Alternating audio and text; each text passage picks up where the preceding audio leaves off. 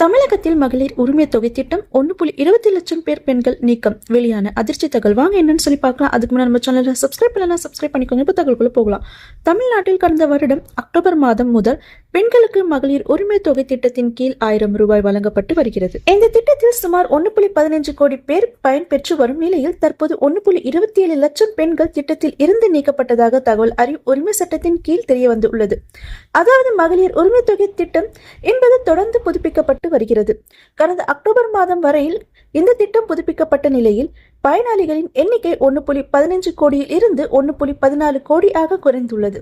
இந்த திட்டத்தில் இருந்து சுமார் 1.27 லட்சம் பயனாளிகள் நீக்கப்பட்டுள்ளனர். கடந்த 2022ஆம் ஆண்டு முதல் ஒரு மாதத்துக்கு தமிழ்நாட்டில் 22,000 இறப்புகள் பதிவாகிறது. இதன் மூலம் இறந்த பிறகு மகளிர் உரிமை தொகை திட்டத்தின் கீழ் பயன்பெற்ற பயனாளிகள் நீக்கப்பட்டுள்ளனர். அதன் பிறகு அதிக பணம், நிலம் வாங்குதல், அரசு வேலைகள் உள்ளிட்ட காரணங்களுக்காக பயனாளிகளுக்கு தகுதி நீக்கம் செய்யப்பட்டுள்ளன. அதன் பிறகு மகளிர் உரிமை தொகை திட்டத்தின் கீழ் பயன்பெறும் பெண்களின் வங்கி கணக்குகள், வருமான வரி கணக்குகள் மற்றும் வாகன பதிவுகள் போன்றவைகள் மாதந்தோறும் சமூக பாதுகாப்பு ஆணையரால் கண்காணிக்கப்பட்டு அறிக்கை வழங்கப்படுகிறது.